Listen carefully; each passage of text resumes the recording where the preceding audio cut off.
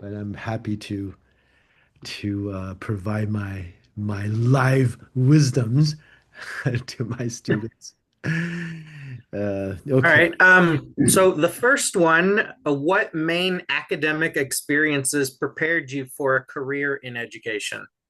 Um, so I finished my PhD from UC Irvine, and I determined to be a professor pretty early on. I think the when I was in the last year in college, my father is the real estate developer, and my mom is a educator. She's a professor, and my father's economic situation go up and down like crazy.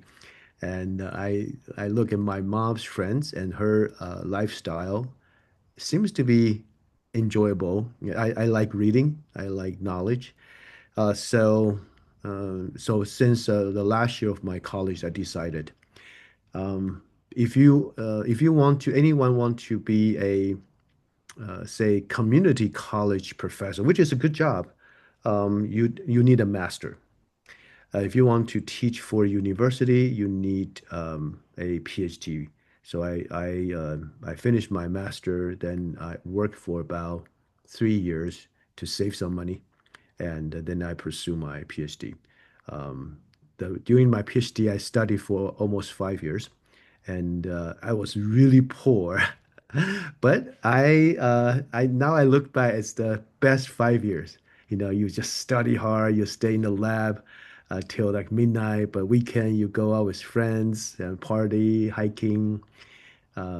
Life is very simple. You kind of just pursue that knowledge and truth.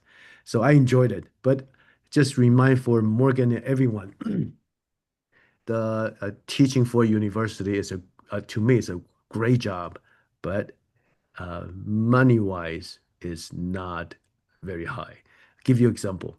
When I first find this job, I know many years ago, probably before you guys are born, um, my salary was 55,000. It's okay. But many of my friends finished the same computer engineering or computer science PhD. They went to the Silicon Valley, joined the dot-com boom. Their salary starting as 90,000. Okay, so you have to know that when you pursue a academic job, it doesn't pay well. But that's not the your pursue. Your pursue is getting a above average income and enjoy that lifestyle. Yeah, I I'm kind of pursuing that same thing in my situation is teaching at a community college. So I thank can you tell for you teaching for community college is a great job because you really focus on educating the students. Uh, Mhm. there's no research requirements. In the university, there are two tiers. One is a research university. You spend 80% of your time focus on research, creating knowledge, disseminating the knowledge, only 20% in teaching. For so-called comprehensive university like CSU, we spend about 60% of our time focused on education and about 20% of time on research and the other 20% working with the community, uh, consulting, giving talk, serve as editor or judges in different journal.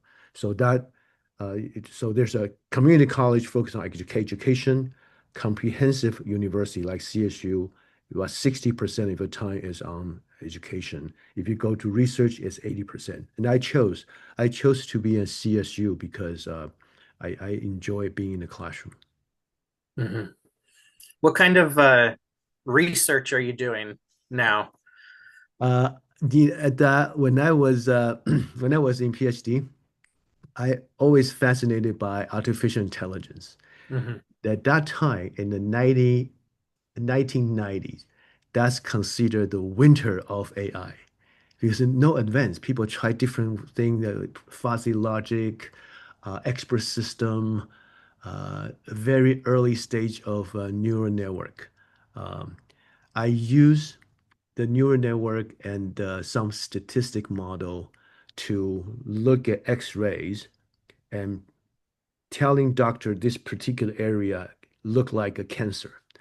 Hmm. Oh, that was so medical imaging was my field. I always have this passion of using technology to solve kind of real world problem. Um, so when I joined CSUMB, my research focused on why you are suffering right now is how do we use brain science, learning science, and communications technology to create the best degree program online. Okay, so myself and the faculty, we started a master program called Instructional Science and Technology. It's a MIST, Master of Instructional Science and Technology. We use that as a kind of a experiment, and many of the lessons we learned from that master, we put that on you, collaboration, learning journal, 8 weeks class, one class at a time. Highly interactive, clear identification of the time required. Um, so, so my research early on was medical imaging. Then I research is into learning, and my latest one, there are two. One is money. Hmm. I, I doing research on can or should, well, can AI be a good investor? Can they pick the right stock or commodity to purchase? It's a growing field. There are about 100 different AI model, and many of them beat out a human analyst. So that's one area using AI to invest for investment. The other one is more noble. I spend more time. Actually, it's a group of CS students working on that with me. Can AI serve as a more accessible psychotherapist for young people? I think many, like my kids and many of your friends, might feel that because the technology, because maybe pandemic, we are a bit isolated, right? And mental issue, including myself, become a problem. And psychotherapists are very expensive. Yeah. It's very hard to get on their calendar. They can only serve 5 people per day, right? And typically you need to go into 10 weeks before that person start to realize your challenges, start to provide some training, some therapy. Even with the proper, like about 2 to 3 months um, therapy sessions, only 40% never come back to the session. 60% come back to other sessions. So the bigger problem, kind of going back way back to my original using AI to solve medical issues, is training AI to be a better, a more accessible psychotherapist because the phone, right? The phone know you better than anyone else. It knows when do you get up, what media you consume, what text message you send out, what food you order, and what photo do you take, what argument you fight with your friends, and what kind of could be a dark message you receive or send out. So I'm very hopeful. So those two, AI applied to investment and AI applied to mental health. So I'm very lucky. When I started my career, it's the kind of internet just started. Right? For you guys, it's hard to imagine a world without internet. When I first see the browser show up with the image from another university, I was wow, how can that be possible? This is too good. Um, and so that's my kind of beginning of my career. But now I kind of tail end of my career. AI is very exciting. You guys, especially students in the 300 and 349, we not only allow AI, but we embrace it. We want you guys to really embrace AI and use that as a tool for your learning and for your career. So that's my direction I'm focused on right now. Nice, nice. Yeah, I would like to have a whole chat just on on those two AIs, but I have 10 questions, so I know that they're important. For what would be the top two skills you recommend a CS student polishes in preparation of pursuing a career? Uh, um, the answer is pretty simple, right? We if you do well in a CST 349, you're going to have those skills. Um, it's pretty straightforward. One is you need to have pretty solid problem solving with technology. Okay, I don't say programming. It's problem solving. You Mhm. with your programming, with database, with networking, with AI tool, you can look at a problem, say, okay, I can solve this problem with these wonderful tool. More and more, those toolbox, including a big chunk, is AI. Okay, and nobody really know um, even the near future, nobody can predict what will happen next year afterwards. But one direction we can know is that the genie of AI now is out of the box. Anyone has that skill, especially can look at a problem and say, okay, I have these set of AI tools can help me to solve that. That, if you look at the news, it's astonishing. Facebook, um, Google, look at the salary they're hiring people for AI expert. It's like Yeah. 5 times the typical software engineering. They pay $500,000 as a salary. Okay, so I just want to remind everyone, it's murky, it's difficult, it's hard to predict, but having a solid skill, okay, that's a problem solving skill with technology. The second, if you want to have a good career, you have to get in the door, right? So that's your communication. That's why in our class we continue to ask you to read how to present yourself, how to write, how to collaborate. That's a soft skill. So the idea is this.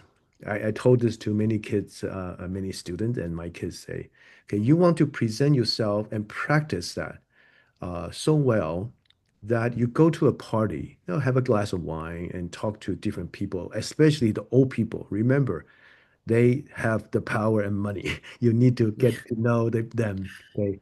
So many of us in technology are kind of introvert, including my kids. But that could be practice. Have an interesting story. Think about what can you do for other people in that soft skill, in a kind of casual conversation or even in a reception, you want to leave the impression to those people can hire you. Say, wow, Morgan, that that young man is pretty cool. Okay, if I have an opportunity, I will call that. Remember, there 100 job in the internet, 60 of them already decided. They just Yeah. for legal reason, for the kind of political correct reason, they have to put on the Mhm. the internet ad. 60% of them already decided.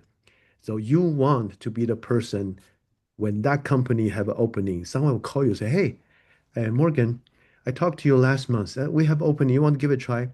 You get a much higher chance. Okay. So that personal connection, that soft skill, especially for entry level job is important. Let me give you another scenario. When all of us finish college, we send our resume. We all look the same, right? We might have a little bit of internship there. We might have do a different project. There are hundreds of resume. Who will get to pick at least have interview? Is that someone someone in the company say, hey, I know this guy, at least we should give him a chance or give her a chance for interview. You will be picked out of hundreds. Okay. So hardcore problem solving skill with technology, a soft skill, communicate, presentable, and you'll be very successful. That's very, very good advice. We all know that, but we kind of have to remind ourselves all the time. So those two we continue Yeah. to cultivate. What are some techniques to balance technical expertise with business and leadership skills? It's very important. Um, first, let me talk about leadership skill. Um, the hardcore technical skill will get you into the door, right? Because that's what they're looking for in entry level or beginning job. But if you want to be rising the rank, having more influence, then you need to have a leadership skill. So the leadership skill, I would say, there are a few things. We talk about, collaborate well, communicate. Um, this thing that few people talk about, which is a interesting habit that could be cultivated, but most of it do not have that innate, is you have to develop a habit of love people. Okay. That sounds strange. What, really?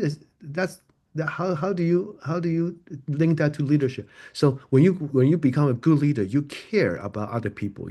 It's beyond the status, the power, the money, position.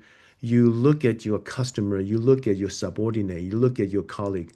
You actually care about them. You want them to be successful. Then people will follow you. Okay? If there's all kind of leadership skill, if you think about this one thing, it will make you become a better leader. The other thing could be learned, but develop that sense of, oh, I love those people, even they are nasty, they don't collaborate well, but I like them. I want them to do well. Let me give you an example. I always touched me.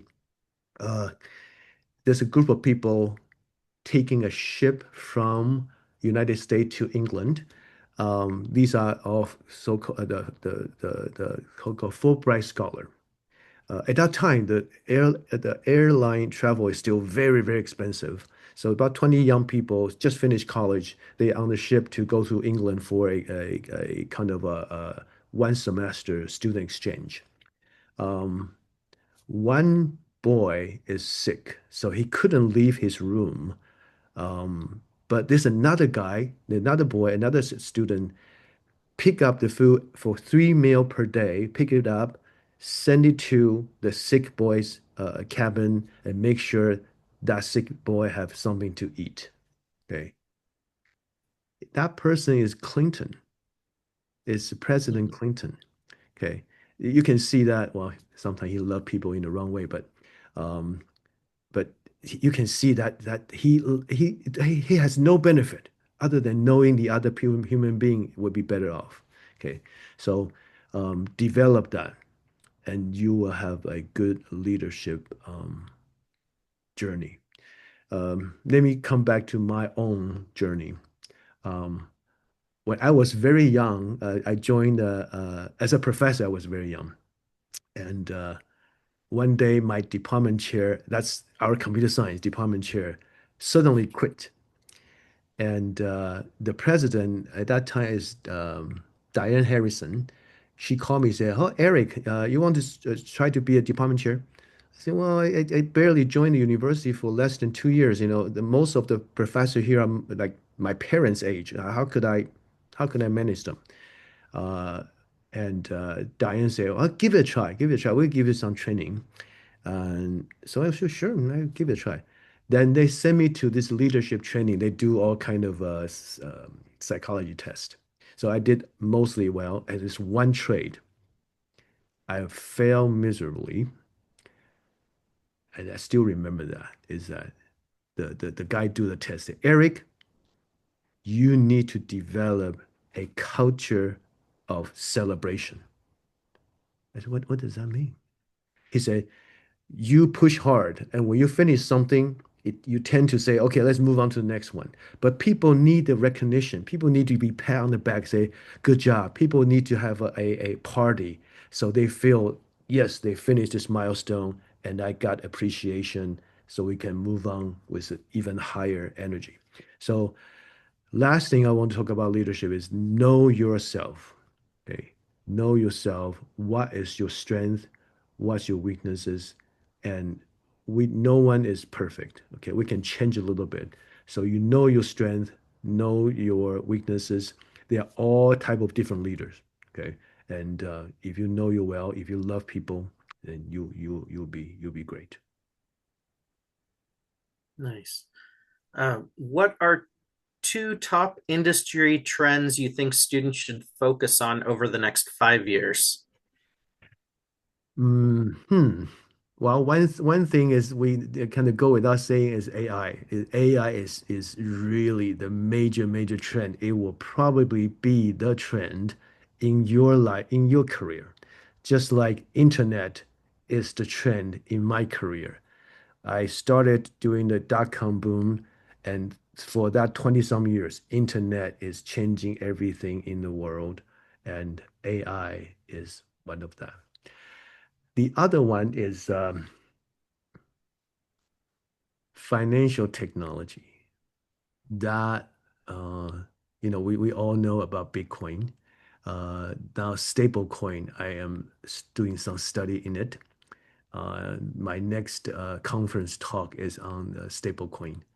Um, and so I would say AI and financial technology, especially on the cryptocurrency. Don't speculate.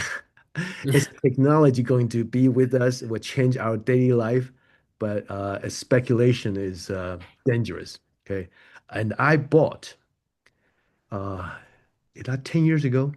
I bought one Bitcoin uh, because I give a talk on the cryptocurrency at that time, and just to show people I not just talking, I can actually have some skin in it. I spent my precious $1,105 to purchase one Bitcoin. Today is 125,000. My goodness. Um, uh, so so that two trend, AI and financial technology, is changing and it will continue to change our world. So if you can learn more about those, not only personally you will be better off, career-wise, I think you also have a much better potential. Okay. What are the top two opportunities for innovation in software and intelligence? Um, Kind of following our trend, okay? The If you can find or help company to solve a problem with AI, that is a great opportunity. Okay. If you can only look at the algorithm and write code, that opportunity is drastically reducing. It still have plenty. Okay. People still hiring software engineer, but every five position it used to be five position, they will probably hire one because that Mhm. one person can use AI to write code. That person can generate 10 times the code. So they will give this one person twice as much salary, but they are not going to hire the other four. Okay. So using AI to solve problem, that is a great opportunity. The other opportunity is I'm a bit biased. Okay. I think that in the changing world, when you when you when you are still young, some of us students already have a family, so that's harder. Um, if you can live on a your friend's sofa for free rent and eat cold pizza, so you can save every dollar and time to do a startup, do it when you are young. Okay. So the person I described sleeping on the sofa on a friend's apartment for free and eat cold pizza, and that person is Elon Musk. Okay. Yeah. There are a lot of opportunity in startup. I I don't have the luxury to do it. Although I did help a few partners to start companies. When I finish my PhD, I'm thinking about going to be a university professor or do a startup. I kind of debated back and forth. Then my wife got pregnant. I say, okay, I cannot live on the sofa and eat cold pizza because now I have a family to raise. So I focus more on the university um, job, and which I really enjoy. But I do have a classmate. They early on in their early 40, they become, multi, at least a kind of deca millionaire. And my wife sometimes look at me and say, "Hey, Eric, I thought you're pretty smart. How come you're not making millions?" I have to look at her and say, "You get pregnant." Oh, sorry, um, but later on, I do invest and also help company to grow. So that's so using AI. Think about doing a startup, and maybe even better is that combine the two. There will be plenty of companies. You know why all these big companies are spending all this money on AI? Because they know they these companies, Microsoft, Meta, Google, they retire whole industry when they become stronger, and they invest in AI so no other company would do what they did to other company. They don't want to be wiped out for the new generation, but it will happen.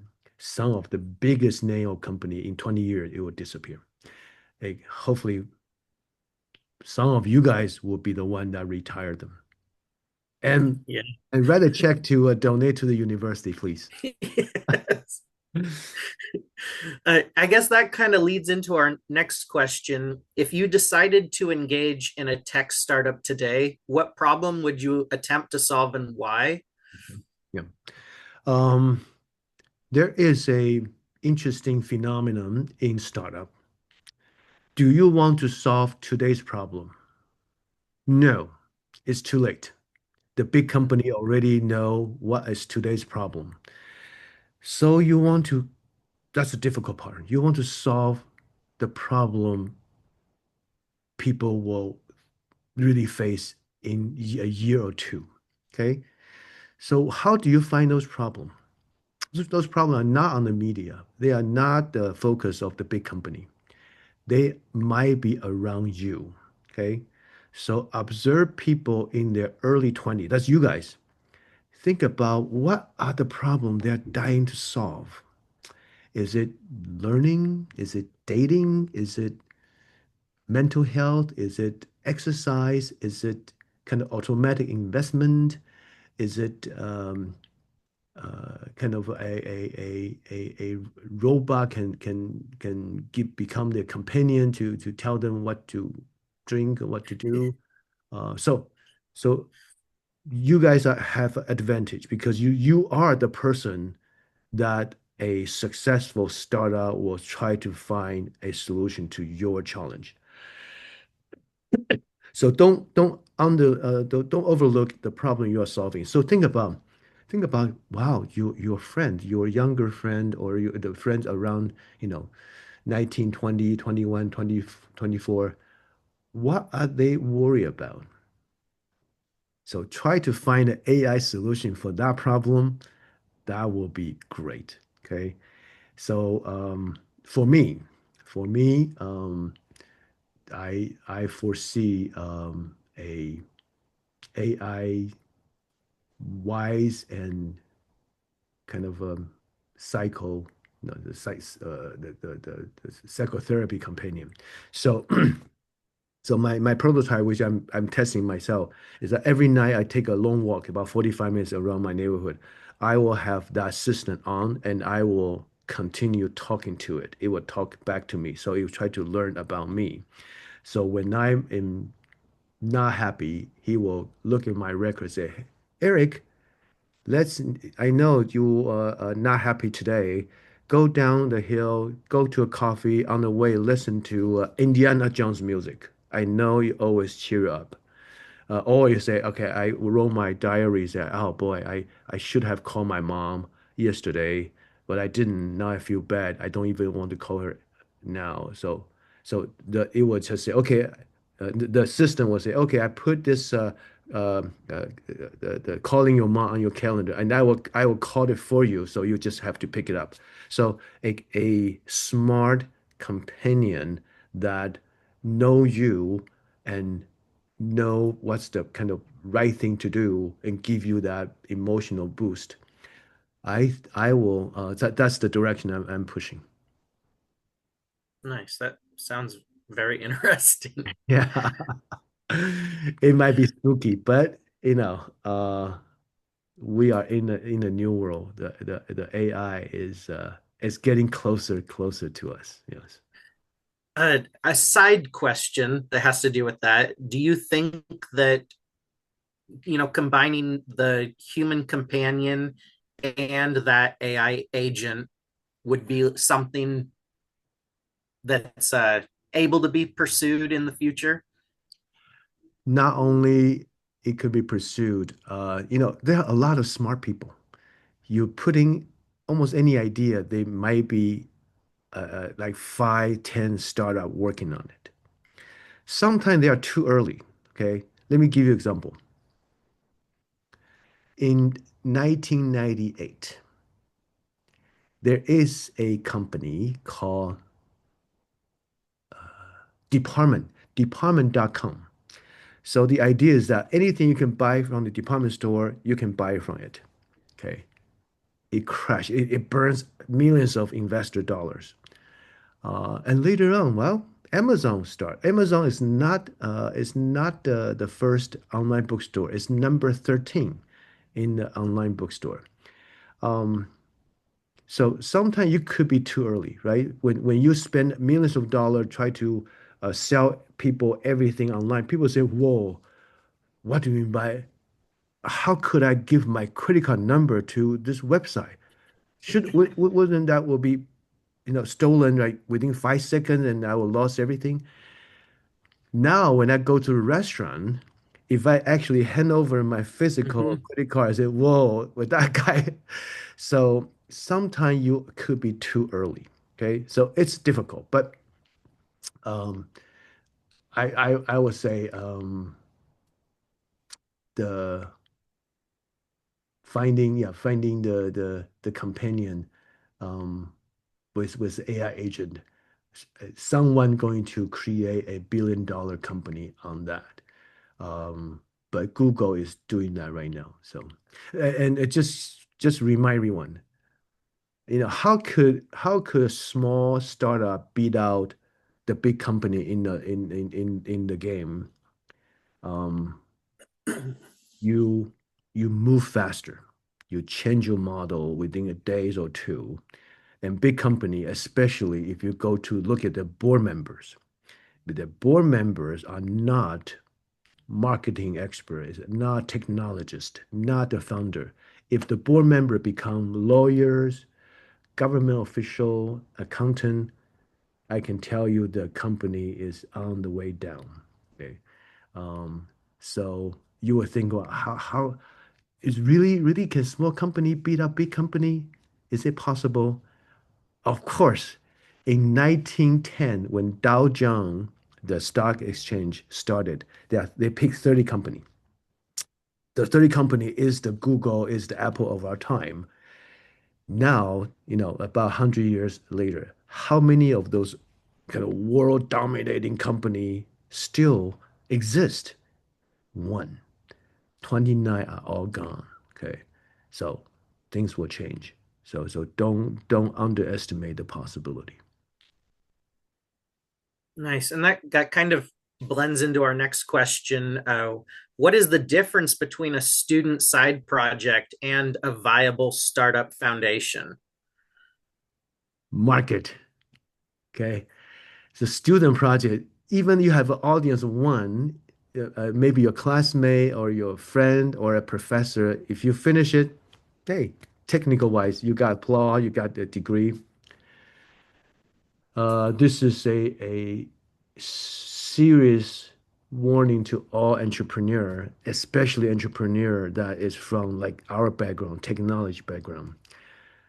Most people really underestimate how important is marketing. Okay?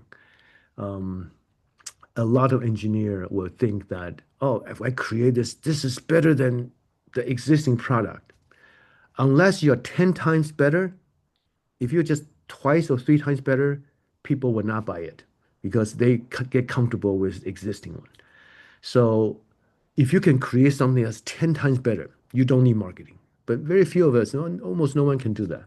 So remember, when you create a real world project, you always have to think about who will pay for this. Okay, not who will like this. Okay, who will pay for this? You always have that in mind. Even you are a computer scientist or software engineer, when you start to want to do a startup, remember it's a business.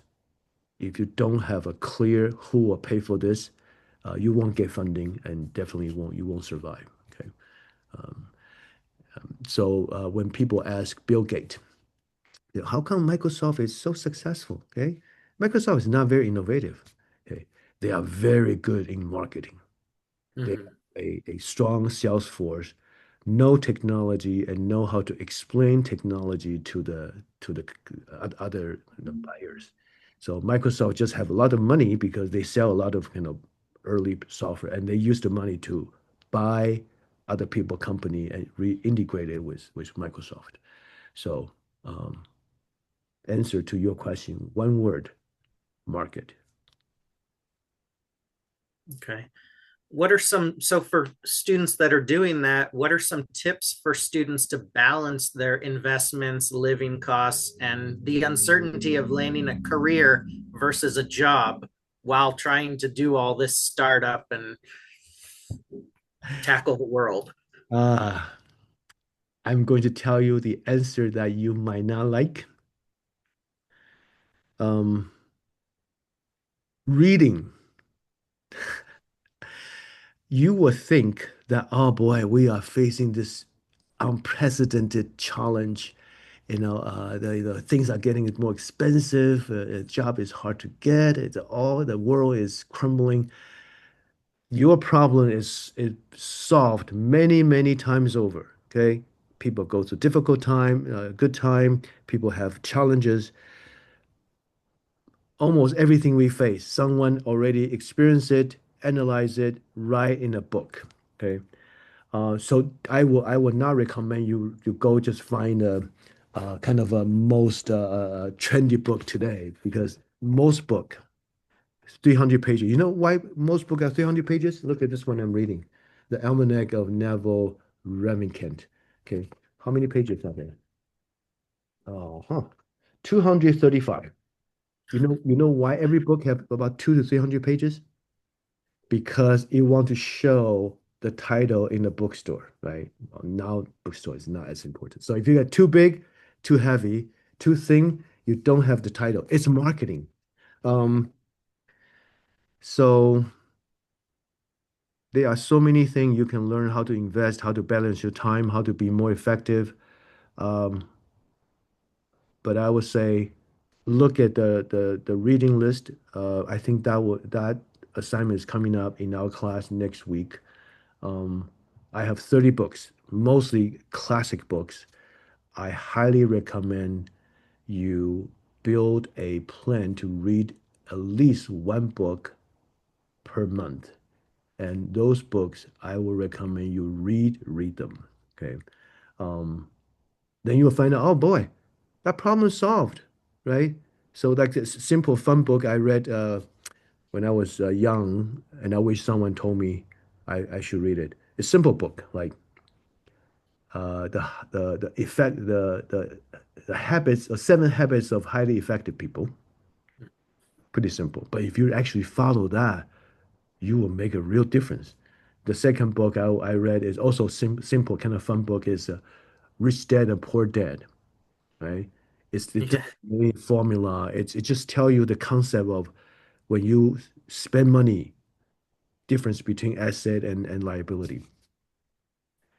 Then you can go into much deeper one, like let me see. Uh, the deeper one, like oh, where is it? Uh, okay, so for example, this is the Bill Gates' favorite book of all time. Very strange book. It talk about like 20 business stories called the Business Adventures. So the Morgan, you asked a very important and great question. I don't have a clear answer in a few minutes, but I would say if you look across almost every successful person, almost every one of them, they have a reading habit. Okay, half an hour is all you need, but you need to. I like physical book. You need to pick up a book, read it, write it in your journal, um, and literally change your life. Okay, let me give you the last book. I will say I when I read it, I said this is BS. How could that be possible? It's the book's called Think and Get Rich. Right? I'm a scientist. You know, no, this is like a voodoo, like the snake oil. How can you just read a book and think and you could get rich? And I said, okay, well, since it's very popular, I will read it. And it's also a fun book. It's easy to read. And I read it. I said, well, it might make sense. Change your mindset, surrounding you with the like-minded people, be positive, all that. And I think that was in my mid 30. I start to practice that. And it worked. And you can think and be, well, I'm not super rich, but compared to a typical professor, I'm doing quite well, doing quite well. So I most of my income actually from my investment. Okay. So I read, I have a right mindset. I have many friends in academia, but I also have friends in investments. So um, so read book, look at the 30 books, put it on your desk. Um, it will change your life. Absolutely. All right. Okay, What are let me give you a little bit more. Okay, okay? so some tip for student balance. Uh, so you won't have time to do everything come to mind. So remember, we do the time management. Um, plan your time. Only do the thing that's important. Okay, so um, that that will be very effective. Good. Okay. What are two, besides buying that Bitcoin, what are two major financial decisions you made that had the biggest impact on your wealth building journey? Okay, that's Eric Tao's story. When I was 33, I finally saved up $50,000. Okay. That's at that time, that's real money. Okay. I can go and buy a shiny BMW, or I can drive my beat up but reliable, I think at that time is Honda. And I spend the $50,000 to buy a fixed upper in Salinas, which is not far from campus. So at that time, the house is about 250,000, right? So 50,000 is 20% down payment. Um, so instead of a BMW, I bought that fixer upper. I remember my kids are 5 and 7 year old, and weekend I will bring them there. I will give the paintbrush to they will paint the house. I will fix the window, and I hope mount the lawn and make it presentable. Not terrible, difficult. It's not a big fixer upper. It's just Nissan cosmetic. Um, and I rent it out. Okay, and so just that one property, for example, today is about 800,000. Mhm. So my $50,000 after 20 years become 80,000. Okay. And I repeat that 10 times. So you can see the difference. If I bought that BMW, um, I will I will teach till I'm 75. So start early, read a couple of those books, investment books. The easiest thing you can do is just to always save 15% of your income and buy S&P 500. Okay? If you don't know anything about investment, that one sentence will give you not may not be rich, but you will retire comfortably. 15% of your income, continue to buy S&P 500. And that's all you need to know. Okay. That's the If biggest impact. Yeah. Yeah. if you could go back in time, what is one piece of advice you would give your younger self? When I read that question, I say, when I get to be, say, 80, I'm thinking about what would I advise give Right myself? now, yeah. Yeah. Um,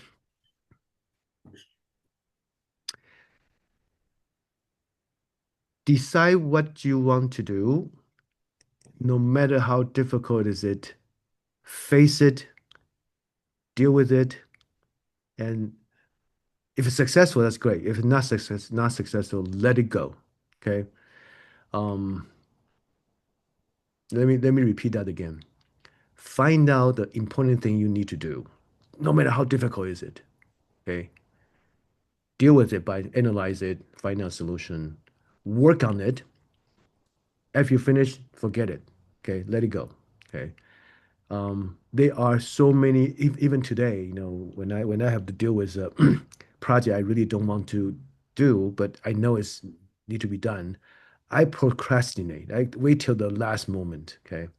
Um, and for smart people like you, that's kind of the common trend, because we worry about, I can, I might do it wrong, or I can deal with the last moment. I always deal with last moment and work out fine.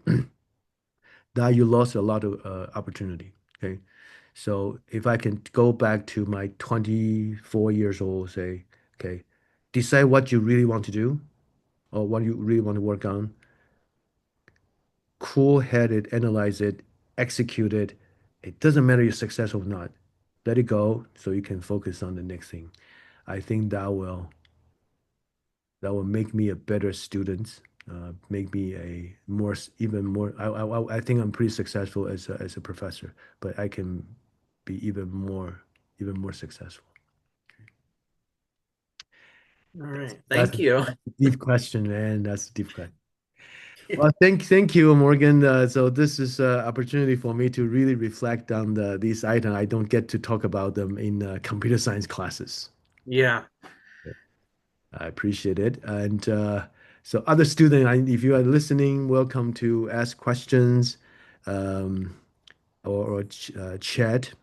Okay, let me stop the recording so people don't feel awkward.